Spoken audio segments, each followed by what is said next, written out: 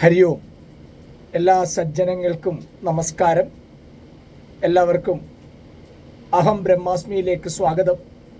നമ്മൾ അഹം ബ്രഹ്മാസ്മിയിലൂടെ ശ്രീമദ് ഭഗവത്ഗീതയിലൂടെ ഒരു യാത്രയിലാണ്.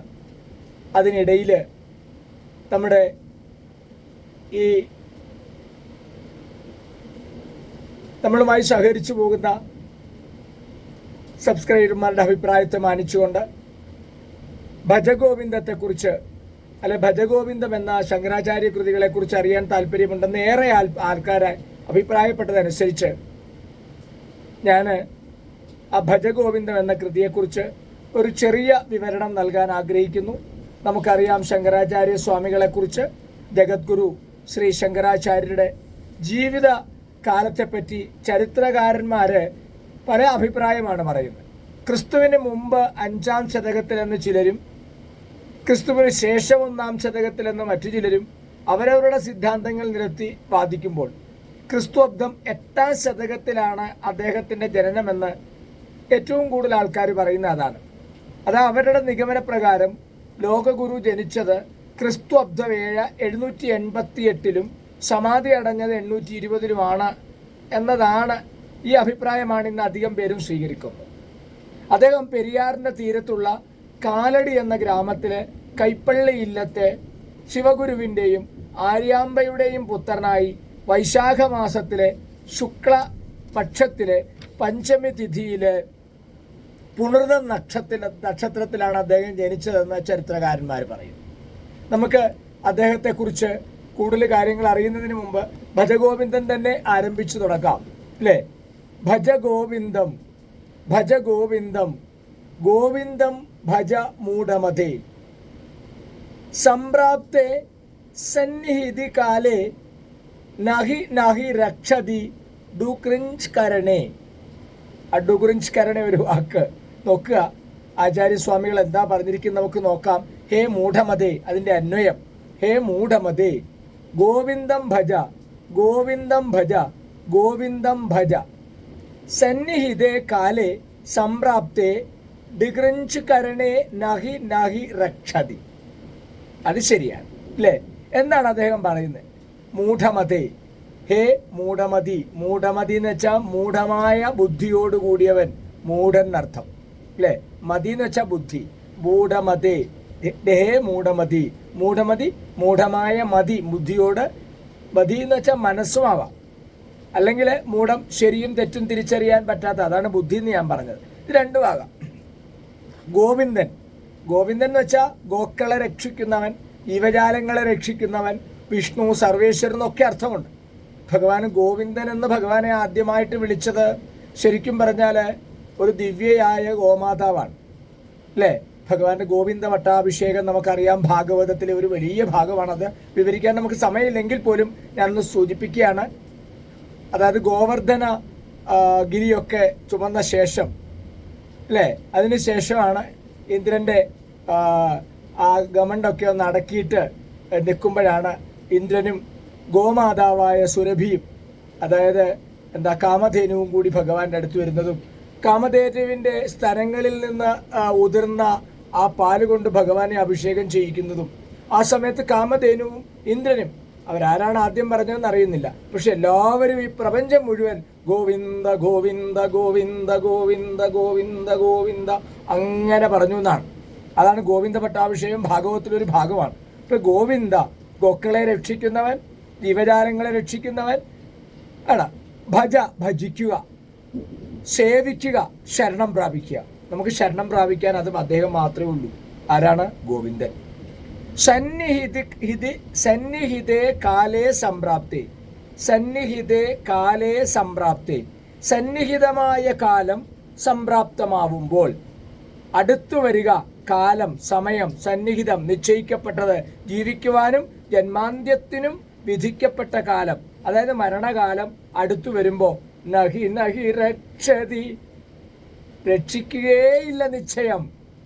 ഡുകൃഞ്ചകരണേ, ഒരു വ്യാകരണ സൂത്രമാണ്, ഈ പാണ്ഡിത്യമാണ്, അത് അങ്ങനെ തന്നെ കിടക്കട്ടെ. ഹേ മൂഢമതേ ഗോവിന്ദനെ ഭജിക്കുക, ഗോവിന്ദനെ സേവിക്കുക, ഗോവിന്ദനെ തന്നെ ശരണം പ്രാപിക്കുക. എന്തെന്നാൽ സമയം അടുക്കുമ്പോൾ വ്യാകരണ സൂത്രങ്ങൾ നിന്നെ ഒരിക്കൽ പോലും രക്ഷിക്കുകയില്ല.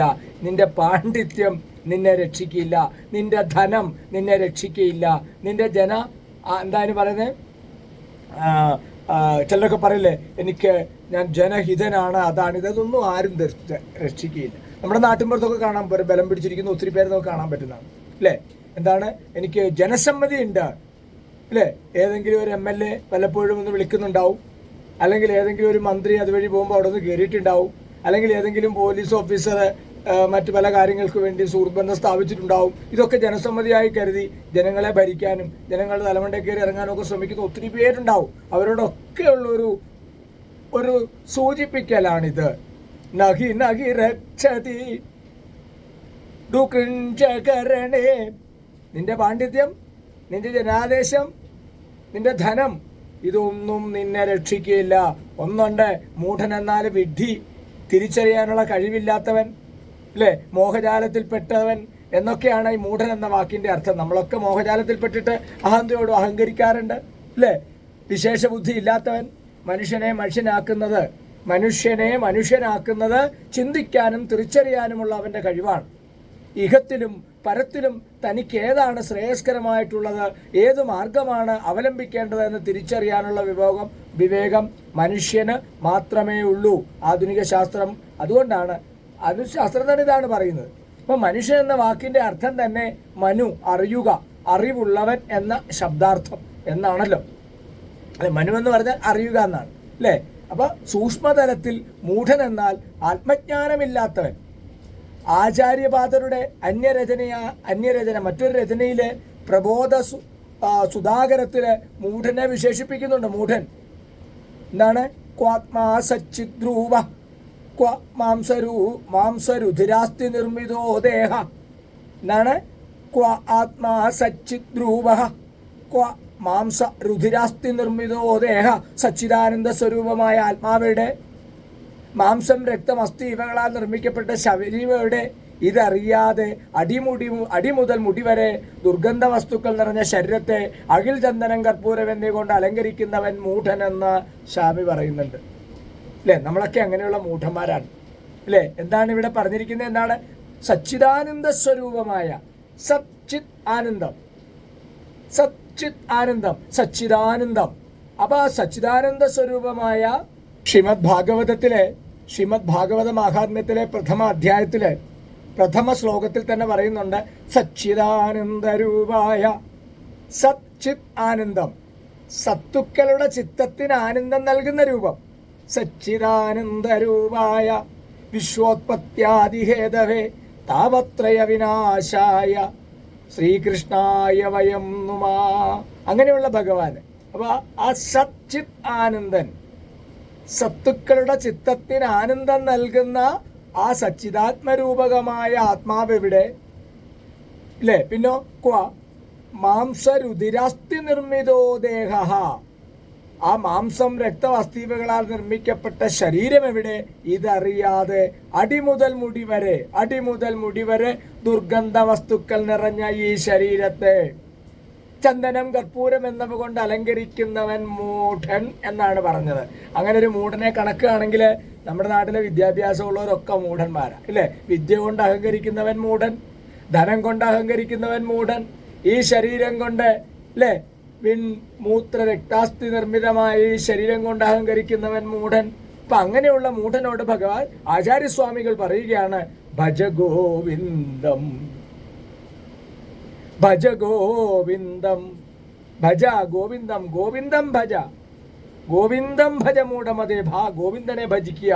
എന്തിനാണ് ഗോവിന്ദനെ ഭജിക്കുന്നത് എന്ന് ആചാര്യസ്വാമികള് ഇതിൽ മുന്നോട്ട് പറയുകയാണ്. എന്താ പറയുന്നത്? നഹി നഹി രക്ഷതി ഡുകൃഞ്ചകരണേ സംപ്രാപ്തേ സന്നിധി കാലേ. പോകാൻ സമയമാവുമ്പോ നിന്റെ വിദ്യയോ നിന്റെ പാണ്ഡിത്യോ നിന്റെ ധനമോ നിനക്ക് രക്ഷയ്ക്കെത്തില്ല എന്നൊരു ഓർമ്മപ്പെടുത്തലാണ്. അതുകൊണ്ട് നിനക്ക് ഭഗവാനെ ഭജിക്കുക. ഇതിൽ നിന്നാണ് മുക്തിമാർഗം. അതാണ് ഭഗവത് പാദർ 2 പാദങ്ങളിലായി വീണ്ടും അനുശാസിക്കുന്നത്. ഭജ ഗോവിന്ദം, ഭജ ഗോവിന്ദം. ഗോവിന്ദനെ ഭജിക്കുക. ഭജിക്കുക എന്നാൽ സേവിക്കുക എന്നർത്ഥം. ആരാധിക്കുക, ശരണം പ്രാപിക്കുക, ഈശ്വരനിൽ സ്വയം അർപ്പിക്കുക. മനസ്സുകൊണ്ടും ശരീരം കൊണ്ടും വാക്കുകൊണ്ടും ഭഗവാനെ തേടുക, പ്രാപിക്കുക, ഭഗവാൻ അടിമപ്പെടുക. ഭജിക്കുവാൻ ഒന്നാമതായി വേണ്ടത് ഭഗവാനോടുള്ള ഭക്തി. അത് മാത്രം പോരാ, ഗുരുവിനോടും ഈശ്വരനോടും തോന്നുന്ന സ്നേഹവിശേഷമാണ് അതുല്യമായ ഭക്തി. ആദ്യ ഗുരു ആരാന്ന് ചോദിച്ചാൽ ഓടിയെത്തും അമ്മയുടെ അടുത്ത്. ആ അമ്മയോടുള്ള ഭക്തി, മാതാ, പിതാ, ഗുരു, ദൈവം, ഇവരിലൊക്കെ ഈശ്വരനെ കാണുക. സർവ്വചരാചരങ്ങളിലും ഈശ്വരനെ കാണുക. സർവ്വചരാചരങ്ങളെയും സ്നേഹിക്കുക, പൂജിക്കുക, ആദരിക്കുക, ബഹുമാനിക്കുക. ഇതാണ് ഈശ്വര ഭക്തി. ഭഗവാനോട് അടുക്കാനുള്ള മാർഗം അതാണ്. ഇതാണ് ഇവിടെ പറയുന്നത്. ഒത്തിരി കാര്യങ്ങൾ അതേക്കുറിച്ച് പറയാനുണ്ട്. പക്ഷെ നമ്മൾ നമ്മുടേതായ രീതിയിൽ ചെറുതായി പറഞ്ഞു പോകുന്നുവെന്ന് മാത്രം. കൂടുതൽ കാര്യങ്ങൾ അറിയണമെങ്കിൽ നമുക്കതും വിവരിച്ചു തരാൻ കുഴപ്പമില്ല. അടുത്ത രണ്ടാമത്തെ ശ്ലോകത്തിൽ ആചാര്യസ്വാമികൾ പറയുന്നു, മൂഢ ജഹീഹി ധനാഗമ തൃഷ്ണാം കുരു സദ്ബുദ്ധിം മനസ്സി വിതൃഷ്ണാം ലഭതേ നിജ കർമ്മോപാത്തം വിത്തം തേന വിനോദയ ചിത്തം. ഭജ ഗോവിന്ദം. അതുകൊണ്ട് ഭജ ഗോവിന്ദം, ഗോവിന്ദം ഭജ മൂഢമതേ. ഹേ മൂഢ, ധനാഗമ തൃഷ്ണാം ജഹീഹി, ധനാഗമ തൃഷ്ണാം ജഗീഹി മനസ്സി വിതൃഷ്ണാം സദ്ബുദ്ധിം കുരു നിജ കർമ്മോപാത്തം യദ്വിത്തം ലഭസേ തേന ചിത്തം വിനോദയ. അതാണ് അതിൻ്റെ അന്വയം. അതിൻ്റെ അർത്ഥം കൂടി നമുക്ക് നോക്കാം. മൂഢ, മൂഢാത്മാവേ. മൂഢനാരാണെന്ന് നമുക്ക് ആദ്യം തന്നെ ആചാര്യസ്വാമികൾ പറഞ്ഞു തന്നു കഴിഞ്ഞു. മൂഢനാരാണെന്ന് പറഞ്ഞു കഴിഞ്ഞു. ഇവിടെ എന്താണ്? ധനാഗമ തൃഷ്ണാം ജഹീഹി. ധനാഗമ തൃഷ്ണയെ ത്യജിക്കൂ. നടക്കുന്ന കാര്യമല്ല. വെട്ടിപ്പിടിക്കാനും തട്ടിപ്പറിക്കാനും തട്ടിക്കൂട്ടാനും വേണ്ടി പരക്കം പായുമ്പോൾ അതിനിടയിൽ ഈ ആചാര്യസ്വാമി പറയുകയാണ്, അത് പറഞ്ഞ കാലവേദ. ഇത് ഇങ്ങോട്ട് പറഞ്ഞാൽ നമ്മളോട് ഇങ്ങോട്ട് പറയും, അത് പറഞ്ഞ കാലവേദ. 8ാം നൂറ്റാണ്ടിൽ പറഞ്ഞ കാര്യം എടുത്തു വെച്ചുകൊണ്ട് ഇപ്പം ഇത് പറയേണ്ട കാര്യമുണ്ടോ? പക്ഷെ ഇന്ന് ആ 8ാം നൂറ്റാണ്ടിൽ പറഞ്ഞതാണ് പരമാർത്ഥമെന്ന് നമുക്ക് മനസ്സിലായിരിക്കുന്നു. അതിനുപ്പരി 5126 വർഷങ്ങൾക്ക് മുമ്പ് ശ്രീമദ് ഭാഗവതം രചിക്കുമ്പോൾ ശ്രീമദ് ഭാഗവതത്തിലെ ഉദ്ധവോപദേശത്തില് ഭഗവാൻ ശ്രീകൃഷ്ണൻ പറഞ്ഞ ആ കലിയുഗ വർണ്ണന, ഇന്നത്തെ പത്രവും കലിയുഗ വർണ്ണന എടുത്ത് വായിച്ചാൽ എന്താ കലിയുഗം എന്ന് കാണിച്ചു തരുന്നു. അന്ന് ഇത് മുൻകൂട്ടി കണ്ട് എഴുതിയിരിക്കുന്നു എന്ന് പറയുമ്പോൾ ഒന്ന് ആലോചിച്ച് നോക്കിയേ. അപ്പൊ പറയുക എന്താ? ധനാഗമ തൃഷ്ണ, ധനം സമ്പാദിക്കാനുള്ള തൃഷ്ണ, അത്യാഗ്രഹം. മനസ്സി വിതൃഷ്ണാം ഗുരു, മനസ്സിനെ തൃഷ്ണയില്ലാത്തതാക്കി തീർക്കുന്നു.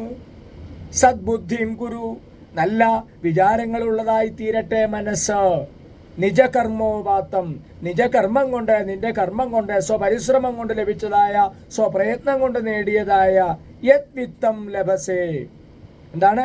അങ്ങനെയുള്ള ഏത് ധനമാണോ ലഭിക്കുന്നത്, എന്താണോ സമ്പാദിച്ചത്, തേന ചിത്തം വിനോദയ, അതുകൊണ്ട് ചിത്തത്തെ, മനസ്സിനെ വിനോദിപ്പിക്കുക, സന്തോഷിപ്പിക്കുക, തൃപ്തിപ്പെടുത്തുക. നോക്കൂ, ഇതിൽ പരം എന്താണ് നമ്മളോട് പറയാനുള്ളത്? ധനത്തെക്കുറിച്ചുള്ള തൃഷ്ണയാണ് നമ്മുടെ എല്ലാ ദുഃഖങ്ങൾക്കും കാരണം. ആസക്തിയും ആഗ്രഹങ്ങളുമാണ് ദുഃഖങ്ങൾക്ക് കാരണം. ആചാര്യസ്വാമി പറയുന്നു, എന്താ പറയുന്നേ? ഹേ മൂഢ, ധനം സമ്പാദിച്ചു കൂട്ടാനുള്ള അടങ്ങാത്ത മോഹം വെടിയുക. പറ്റുമെങ്കിൽ ശ്രമിക്കുക. തൃഷ്ണകൾ ഒഴിഞ്ഞ മനസ്സിൽ സദ്വിചാരങ്ങൾ വളർത്തിയെടുക്കുക. അങ്ങനെയുള്ള തൃഷ്ണ ഒഴിഞ്ഞാലോ സദ്വിചാരങ്ങൾ വരും. സദ്വിചാരങ്ങൾ വളർന്നാലോ സ്വകർമ്മമായി ലഭിച്ചതും സ്വന്തം പ്രയത്നങ്ങളാൽ നേടിയതുമായ സമ്പാദ്യം കൊണ്ട് നമുക്ക് തൃപ്തിപ്പെടാൻ കഴിയും. മനസ്സിനെ അതിന് പ്രേരിപ്പിക്കുക. ശരിയല്ലേ? അവിടെ ചിന്തിക്കേണ്ട വിഷയമാണ്. നമ്മുടെ എല്ലാ ദുഃഖത്തിനും കാരണം ഈ തൃഷ്ണയാണ്. ഈ തൃഷ്ണ വെടിയുക, എന്നിട്ട് ഭഗവാനോട് അടുക്കുക. ഗോവിന്ദം ഭജ, ഗോവിന്ദം ഭജ, ഗോവിന്ദനിലേക്ക് അടുക്കുക. ഈ തൃഷ്ണയൊക്കെ മാറിക്കിട്ടും. നമ്മളെ എപ്പോഴും പറയാനുള്ള ഇതാണ്, എന്താ പറയുന്നത്, ധർമാർത്ഥ കാമമോക്ഷങ്ങൾ. ആ കാര്യത്തെക്കുറിച്ച് എപ്പോഴും നമ്മൾ പ്രതിപാദിക്കുള്ളൂ. ധർമ്മം, അർത്ഥം, കാമമോക്ഷം. എന്താണ് അതിൻ്റെ അർത്ഥം? പുരുഷാർത്ഥങ്ങൾ എന്ന് പറയും. എന്തുകൊണ്ടാണ് അങ്ങനെ പറഞ്ഞിരിക്കുന്നത് നോക്കൂ. ധർമ്മ, അർത്ഥ, കാമ, മോക്ഷ. ധാർമ്മികമായി നേടിയ അർത്ഥം കൊണ്ട് ഉചിതമായ കാമങ്ങളെ നിർവഹിച്ച മോക്ഷപ്രാപ്തിയിലേക്ക് നടന്നെടുക്കാൻ, അതാണ് ധർമാർത്ഥ കാമമോക്ഷം. അതിന് ഉദാഹരണമായിട്ട് നമ്മുടെ മുമ്പിൽ വേദവ്യാസന്റെ പുത്രന്മാരെ തന്നെ നൽകിയിരിക്കുകയാണ്. വേദവ്യാസ പുത്രന്മാരായ 4 പേര് ധർമാർത്ഥ മോഹ കാമമോക്ഷങ്ങളുടെ പ്രതീകങ്ങളായ കാമമോക്ഷങ്ങളുടെ പ്രതീകങ്ങളായ 4 പുത്രന്മാര്. ധർമ്മത്തിന് വേണ്ടി മാത്രം നിലകൊണ്ട വിതുരര്, ദാസീപുത്രനായ വിതുരര്, അർത്ഥം കൊണ്ടില്ലാതായ ധൃതരാഷ്ട്ര, അംബികയുടെ പുത്രനായ ധൃതരാഷ്ട്ര അർത്ഥം കൊണ്ടായില്ലാതായ, അർത്ഥത്തിന് വേണ്ടി മാത്രം ജീവിച്ചു. അർത്ഥം അവസാനം 101 മക്കളുണ്ടായിരുന്നു, എല്ലാത്തിനും നശിപ്പിച്ചു അല്ലേ. അടുത്തതോ കാമം കൊണ്ടില്ലാതായ അംബാലികയുടെ പുത്രനായ പാണ്ഡു അല്ലേ. കാമമാണ് അദ്ദേഹത്തെ ഇല്ലാതാക്കിയത്. ആ കാമം കൊണ്ടില്ലായ പാണ്ഡു പരമപ്രധാനമായ മോക്ഷമാർഗത്തെ കാണിച്ചു തരാൻ പ്രാപ്തനായ, പരമപ്രധാനമായ മുക്തിമാർഗത്തെ, മോക്ഷമാർഗത്തെ കാണിച്ചു തരാൻ പ്രാപ്തനായ ശ്രീശുക ബ്രഹ്മർഷിയും വേദവ്യാസപുത്രന്മാരാണ് അല്ലേ. ഒന്ന് ചിന്തിച്ചു നോക്കിയേ, അവിടെ ഇത് തന്നെ പറയുന്നേ അല്ലേ. ആചാര്യസ്വാമി എന്താ പറയുന്നേ? അത് തന്നെ പറയുന്നു. മൂഢജഹീഹി ധനാഗമ തൃഷ്ണാം കുരു സദ്ബുദ്ധിം മനസി വിതൃഷ്ണാം യത് ലഭതേ നിജകർമ്മോപാത്തം വിത്തം തേന വിനോദയ ചിത്തം ഭജ ഗോവിന്ദം ഗോവിന്ദം ഭജ മൂഢമതേ. ഹരിയോ.